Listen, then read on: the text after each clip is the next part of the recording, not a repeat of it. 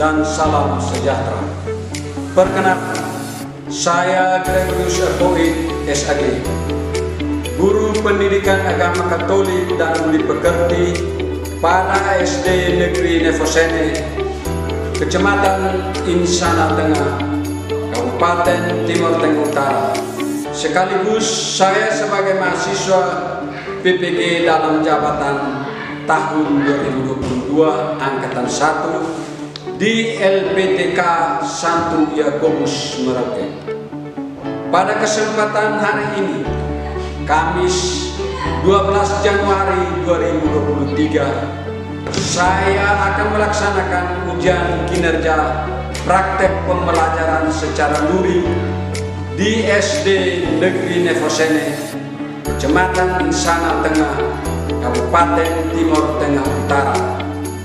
Praktek pembelajaran ini saya laksanakan pada kelas 6 dengan materi pokok sifat-sifat gereja. Berikut video uji kinerja saya. Selamat menyaksikan.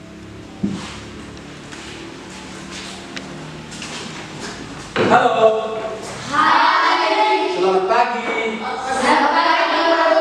Baik, silakan duduk. Terima kasih. Ya.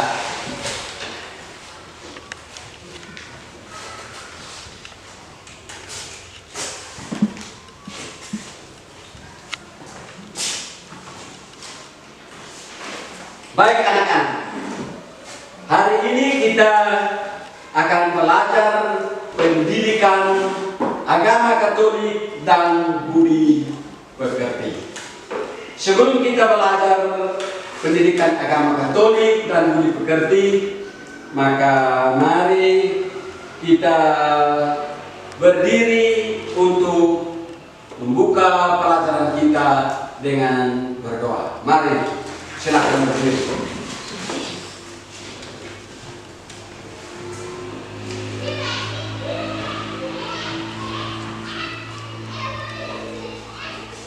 Kita mengambil sikap doa yang baik. Marilah kita berdoa. Dalam nama Bapa dan Putra dan Roh Kudus. Amin. Allah Bapa kami yang ada di surga, Engkau telah mengutus Yesus Putramu untuk meletakkan dasar gereja. Bantulah kami agar sebagai anggota gerejamu, kami mampu hidup sesuai dengan teladan para rasul yang selalu hidup dalam kasih dan selalu dibimbing oleh Roh Kudus untuk mewartakan kabar baik bagi sesama kami. Kami juga mohon bimbingan-Mu agar kami dapat mengerti sifat-sifat gereja dan dapat melaksanakan tugas yang telah kami terima jika kami berbakti. Demi Kristus Tuhan dan pengantara kami. Amin. Dalam nama Bapa dan Putra dan Roh Kudus. Amin. Silakan duduk. Ya, baik. Sebelum kita mulai dengan materi pembelajaran kita hari ini, pertama-tama saya mau mencek kehadiran dulu. Ya, baik. Dengar nama.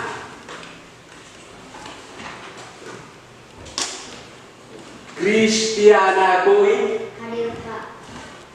Yuliana Koi, Hadir Pak. Ricardo Salen, Hadir Pak Guru. Arianto Akoi, Hadir Pak Guru. Timotheus Akoi, Hadir Pak Guru. Marianus Chico One, Hadir Pak Guru. Franciscus Dino Akoi, Hadir Pak Guru. Maria Yovita Feniliu, Marianus Namu, Hadir Pak Guru. Alfredus Allen, Hadir Pak Guru. Ignatius Usubun, Hadir Pak Guru. Olivia Koi, Hadir Pak Guru. Martina Calarencia Sarnani, Ada Pak Guru. Maria Ermelinda Bui. Oh, Ermelinda Bui tidak hadir? Ya, baik. Silakan kita yang lain hadir. Bagaimana anak-anak? Masih semangat untuk kita belajar? Masih. Baik, kalau masih semangat, mari kita lanjutkan pembelajaran kita. Gereja dipahami sebagai kumpulan umat yang percaya kepada Kristus. Bahwa orang-orang yang beriman kepada Kristus itu hendaknya berhimpun menjadi umat Allah dan juga menjadi satu tubuh. Hal ini dapat kita lihat.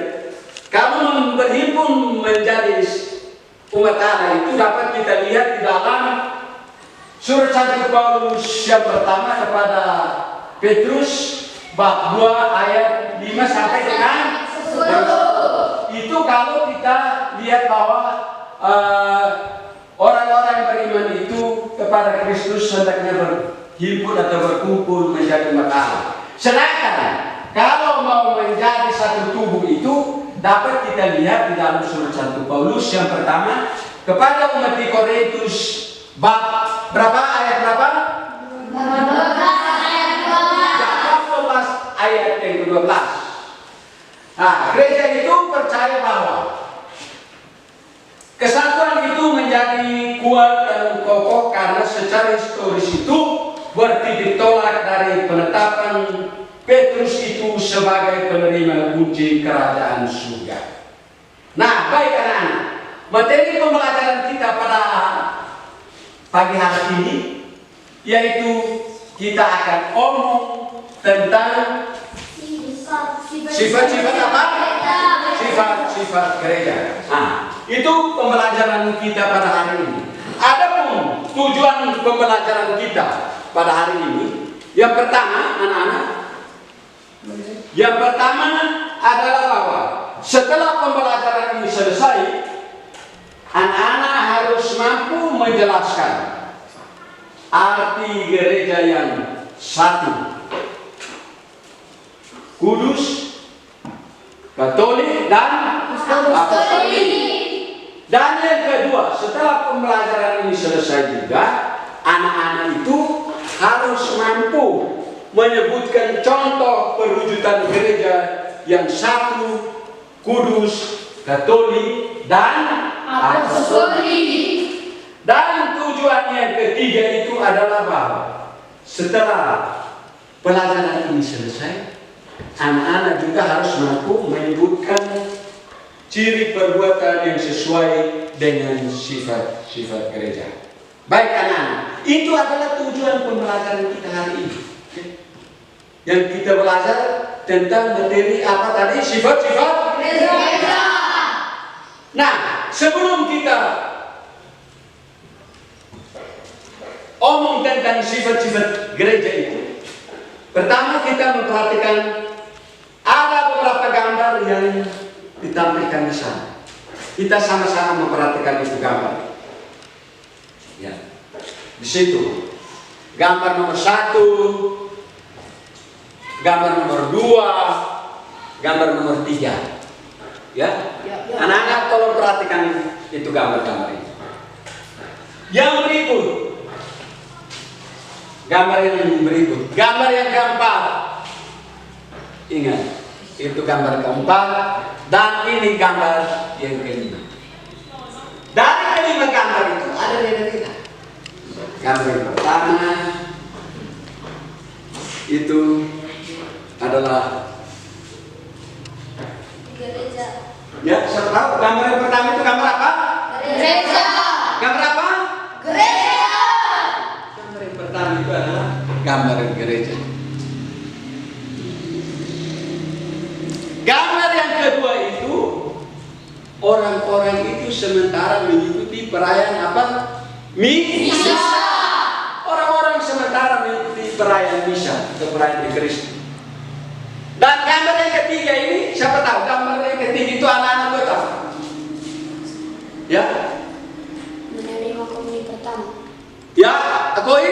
Menerima komuni pertama. Ya, gambar yang ketiga ini anak-anak menerima apa? Komuni pertama. Kita tepuk tangan dulu. gambar yang ketiga. Mari kita lihat gambar yang keempat di sana. Siapa bisa baca itu? Gambar yang keempat itu. Dino. Baca yang tulisan gambar-gambar itu. Santo Stefanus Martir. Ya, Santo Stefanus Martir yang pertama. Tepuk tangan untuk Dino dulu. Ya. Lalu gambar yang kelima. Gambar yang kelima ini sama-sama perhatikan di sini. Ini gambar apa? Kamu pernah lihat gambar seperti ini? Ya, itu gambar apa? Kerbau, sapi ke? Atau gambar apa? Burung? Itu gambar burung merpati. Nah, anak, dari kelima gambar tadi, itu gambar yang pertama itu tadi adalah gambar gereja. Nah, gambar gereja. Gereja itu adalah persekutuan umat Allah yang percaya kepada siapa? Kristus. Persekutuan umat Allah yang percaya kepada siapa tadi? Kristus. Gereja. Gereja pun diartikan sebagai umat Allah.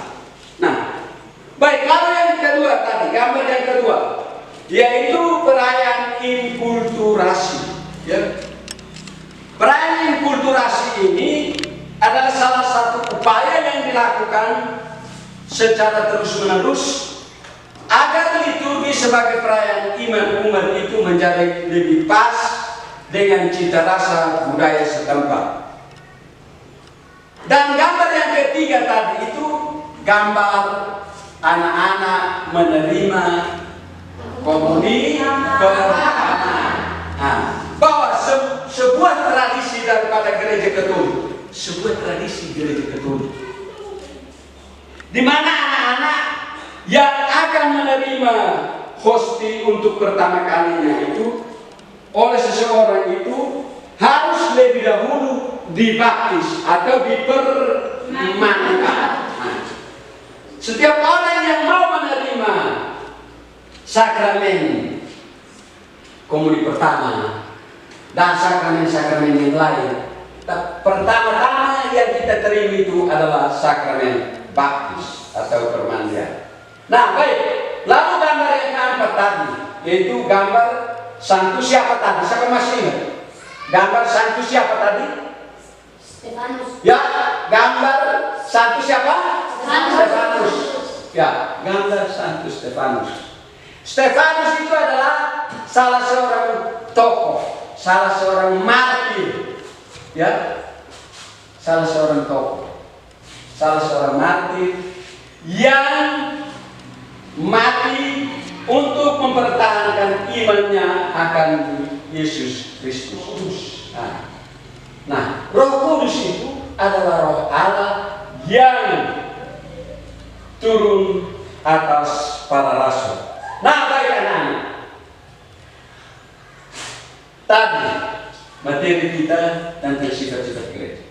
Sebelum kita masuk itu, kita harus tahu apa itu gereja.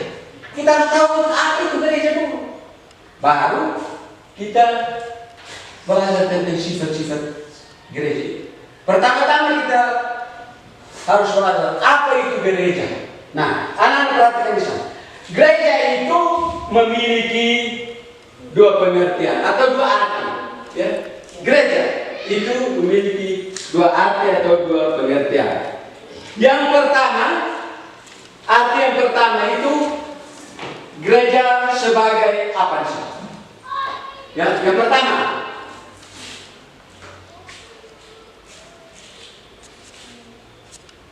arti yang pertama, gereja sebagai apa? Gereja sebagai apa di sini? Gereja sebagai bangunan atau gedung atau tempat orang beriman buat apa? Nah, itu arti gereja yang pertama. Ya. Tadi saya mengatakan bahwa gereja itu mempunyai dua arti. Arti yang pertama itu gereja sebagai bangunan atau apa? Gedung atau tempat orang beriman buat apa? Itu arti gereja yang pertama. Lalu datang kepada gereja yang kedua. Arti gereja yang kedua itu gereja sebagai kumpulan orang beriman yang percaya kepada Kristus. Sama-sama, gereja sebagai kumpulan orang beriman yang percaya kepada Yesus Kristus. Ya, itu arti gereja yang kedua. Nah, setelah kita tahu tentang arti gereja itu, maka yang pelajaran kita hari ini adalah sifat-sifat gereja. Sifat-sifat gereja. Sifat-sifat gereja. Ada berapa sifat gereja? Ada berapa? Yang pertama itu siapa tahu? Angkat tangan. Satu kudus. Satu. Yang pertama itu apa? Satu. Ya. Yang kedua siapa tahu? Kudus. Yang kedua itu apa? Kudus. Jangan ramai-ramai. Yang tahu angkat tangan. Ya. Lalu yang ketiga? Katolik. Yang keempat? Usul Apostolik. Kita tepuk tangan dulu. Kita semangat. Jadi, baik. Gereja itu mempunyai 4 sifat. Sifat yang pertama itu satu. Sifat yang pertama itu adalah satu. Sifat yang kedua itu adalah Kudus. dan sifat yang ketiga Katolik. Katolik. Dan sifat yang keempat itu adalah apa? Apostolik. Gereja itu mempunyai 4 sifat. Satu, kudus, katolik, dan apostolik. Nah, baik anak, kita lihat arti gereja yang bersifat satu itu artinya apa? Gereja bersifat satu itu artinya gereja sebagai kumpulan orang-orang beriman kepada Kristus hendaknya menjadi satu umat Allah dan menjadi satu tubuh. Hal ini dapat kita lihat di dalam surat 1 Paulus yang pertama kepada siapa? Petrus. Bab 2 ayat 5 sampai 10 dan surat 1 Paulus yang pertama kepada umat di Korintus bab 12 ayat yang ke-12. Gereja yang satu itu artinya himpunan umat Allah yang menjadi satu Tuhan dengan Kristus sebagai kepalanya. Nah, baik anak. Sifat gereja yang kedua tadi itu apa? Kudus. Nah, sifat gereja Katolik yang kedua itu kudus. Kita lihat, kudus itu artinya apa? Ya. Gereja bersifat kudus itu artinya gereja itu dipanggil kepada kekudusan oleh Tuhan. Yang dapat kita lihat di dalam Injil Matius bab 5 ayat ke-48 yang mengatakan apa? Hendak? Ya siapa tahu? Ya. Di dalam Injil Matius bab 5 ayat 48 mengatakan apa di sini? Siapa yang bisa baca itu? Ya. Hendaknya kamu sempurna sebagaimana Bapamu sempurna adanya. Sama-sama. Hendaknya kamu sempurna sebagaimana Bapamu di surga sempurna adanya. Nah, baik. Jadi di situ gereja sebagai kumpulan orang beriman yang terpanggil untuk hidup suci, yaitu hidup sesuai dengan kehendak Allah sendiri.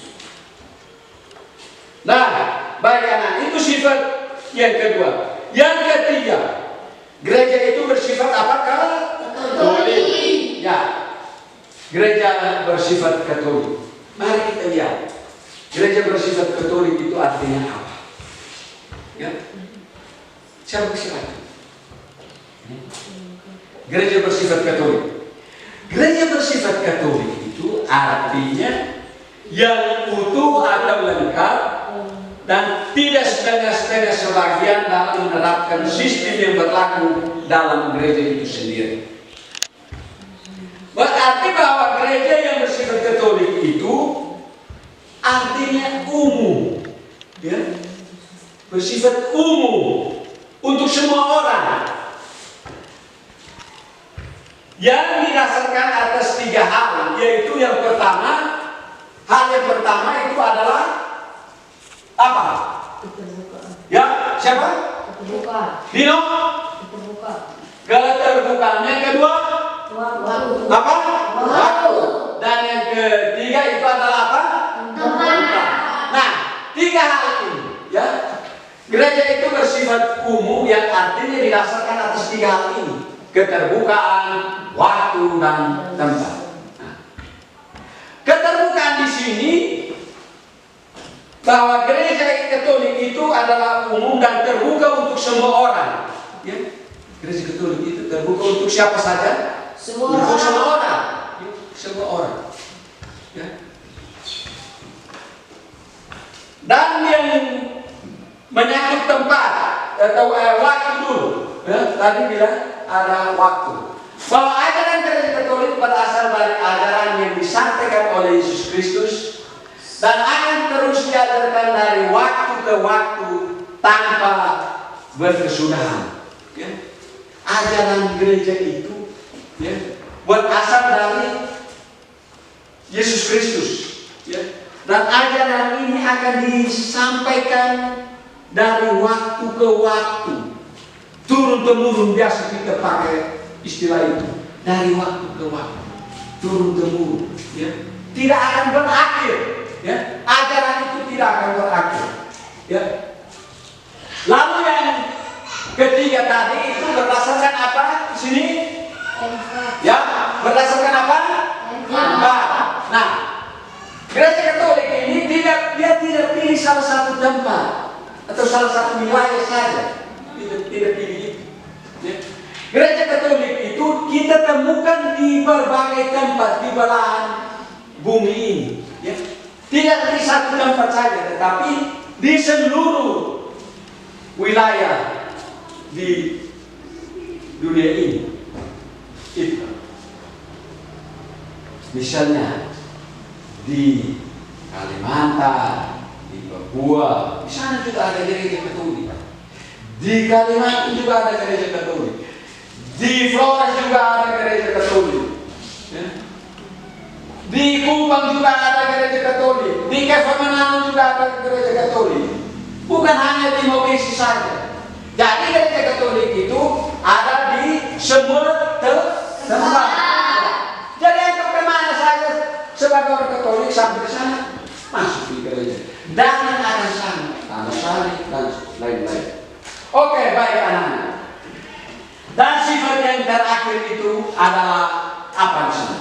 Apostolik. Ya, sifat gereja itu apostolik. Nah, gereja bersifat apostolik artinya bahwa iman gereja itu dibangun berdasarkan pengajaran para rasul. Ya, pengajaran para rasul. Gereja itu setia dan mempelajari Injil. Gereja mengartikan dan mengevaluasi situasi yang konkret dengan iman gereja para rasul. Dan gereja Katolik itu sangat mementingkan hubungan historis atau sejarah yang turun-temurun antara para rasul, serta dengan pengganti para rasul itu adalah para apa? Rasul. Ya, pengganti para rasul itu adalah para uskup. Jadi baik anak, itu sifat gereja yang keempat, yaitu sifat gereja apa? Apostolik. Ya. Baik anak, setelah kita belajar tentang sifat-sifat gereja, maka mari kita lihat bacaan kitab suci. Lihat bacaan kitab suci yang ada di layar itu, yaitu diambil dari Kisah Para Rasul bab 2 ayat 41 sampai dengan 47. Itu temanya tentang cara hidup jemaat pertama. Ya, baik. Anak-anak perhatikan itu bacaan. Cara hidup jemaat pertama yang diambil dari 2 ayat 41 sampai dengan ayat 47. Anak-anak perhatikan itu bacaan dulu. Ya.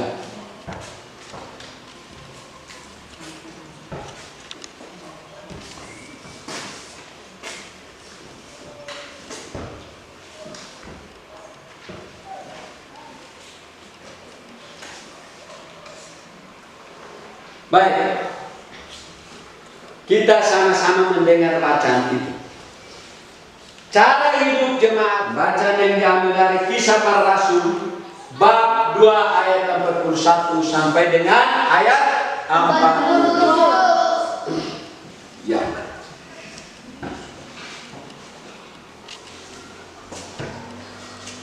Orang-orang yang menerima perkataannya itu memberi diri, dibaptis, dan pada hari itu jumlah mereka bertambah kira-kira 3.000 jiwa. Mereka bertekun dalam pengajaran rasul-rasul dan dalam persekutuan, dan mereka selalu berkumpul dan memecahkan roti dan berdoa. Maka ketakutanlah mereka semua, sedang rasul-rasul itu mengadakan banyak mujizat dan tanda. Dan semua orang yang telah menjadi percaya tetap bersatu, dan segala kepunyaan mereka adalah kepunyaan bersama.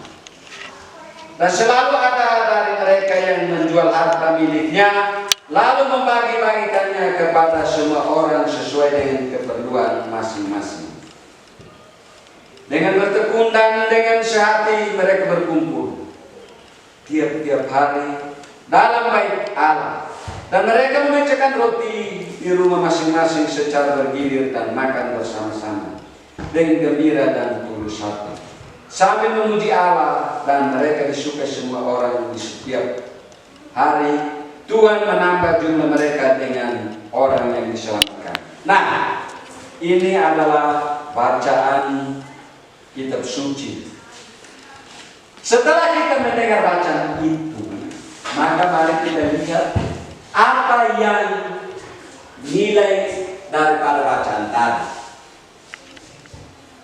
Kita dapat mencontoh hidup jemaat pertama tadi, ya, hidup jemaat pertama. Yang pertama itu apa? Contoh yang pertama kita buat apa? Bisa? Siapa bisa baca? Ada yang bisa bantu? Thomas, silakan. Mengumpulkan dan membagikan harta miliknya, menggunakan harta benda sesuai dengan kebutuhan, dan membantu sesama yang membutuhkan dengan tanpa pamrih. Baik, tepuk tangan dulu untuk Kak Thomas. Yang kedua, yang kedua. Ya, contoh hidup jemaat pertama. Yang kedua, Dino. Yang kedua, selalu berkumpul dan berdoa bersama. Selalu berkumpul dan berdoa bersama. Tangan untuk Dino dulu. Siapa lagi? Yang ketiga.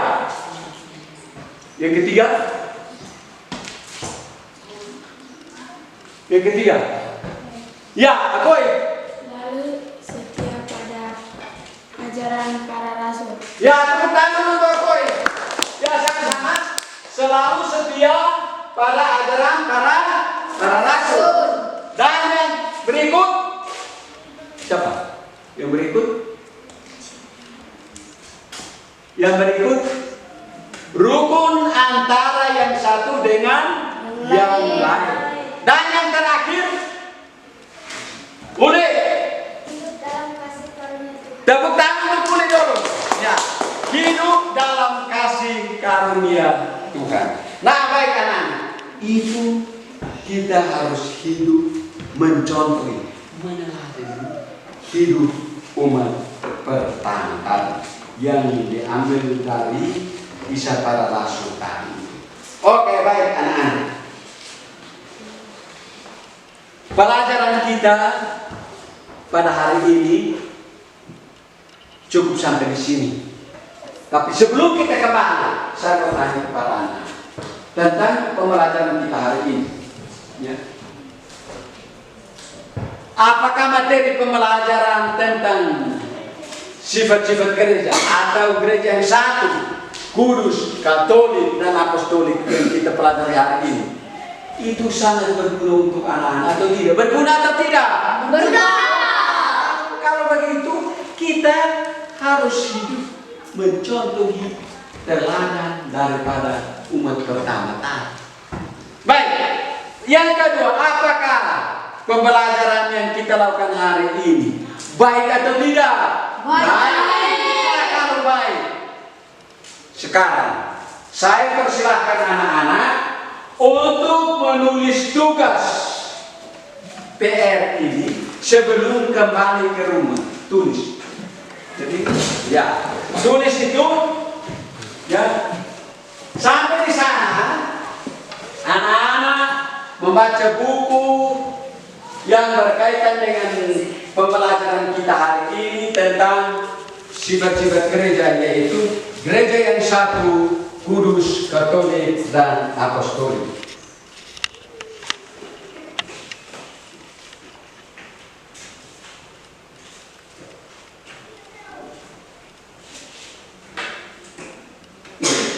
Baik, tulis tugas.